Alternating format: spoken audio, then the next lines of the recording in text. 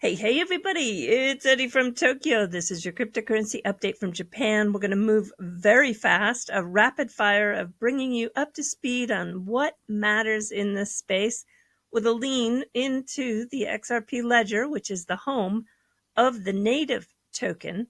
That would be XRP, that nobody controls because it's decentralized, no matter what Jason here says.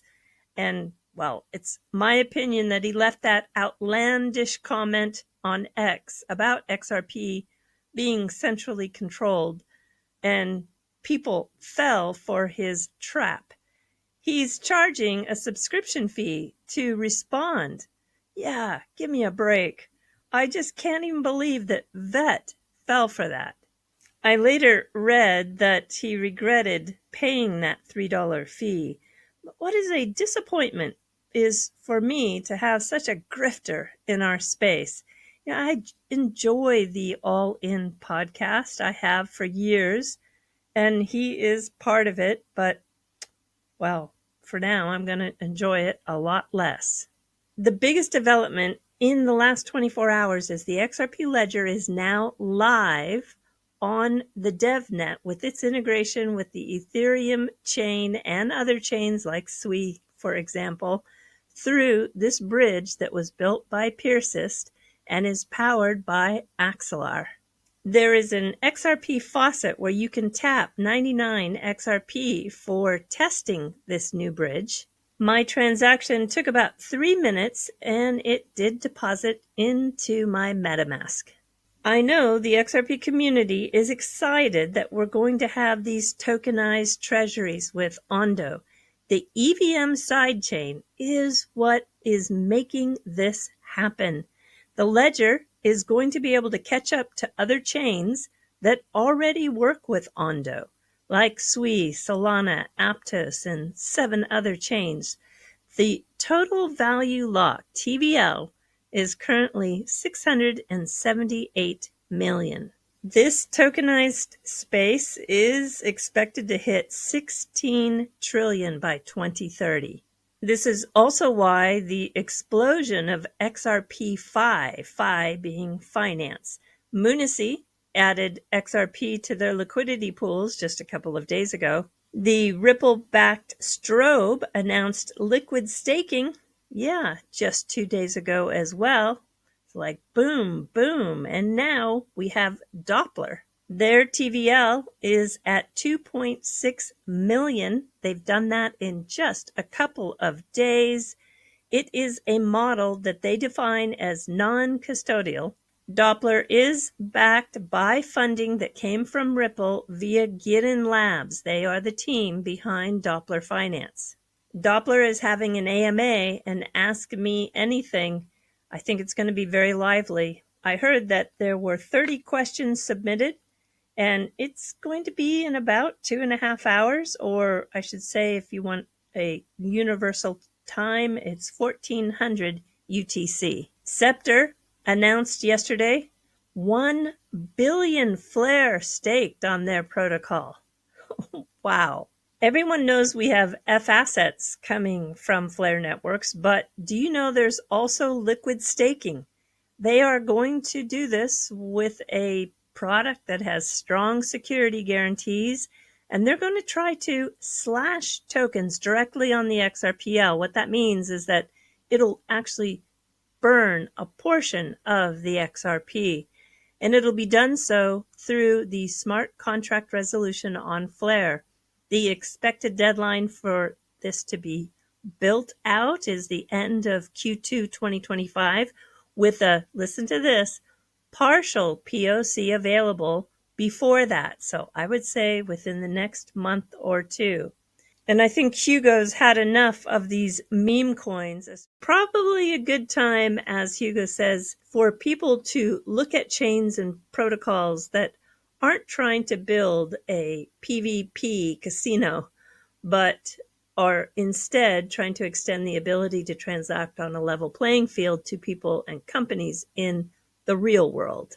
So who's to blame for these meme coin scams? Chris Giancarlo, when he was on the Thinking Crypto interview, He said it rests on the SEC's shoulders because of the uneven development that they created in the landscape that was the only thing that you could do. Well, I put a poll out there and I said, do we blame the hucksters? Do we blame the platforms who facilitate those minting and trades? Or do we just blame the investors who participate? Or is it all the above? Well, you can see 69.5% of the people who have voted so far. There are 433 votes, 18 hours left. It looks like all the above is going to win by a mile. Now allow me to jump to some community news with both XRP and some other chains. The DeFi bull asked Link2, why did you go so quiet? And Link2 says that it was time for them to tighten up their compliance on everything from customer onboarding to marketing and sales. So that is why you have just about seen nothing in terms of communication or even YouTubers promoting this product. It is, yep, I think they definitely said at that point that Link2 is now too big and enough that the U.S. regulators wanted them to tighten it up. So I think they got a knock on their door. And just to clarify, that information was from the chairman and CEO of Link2, according to DeFi Bull.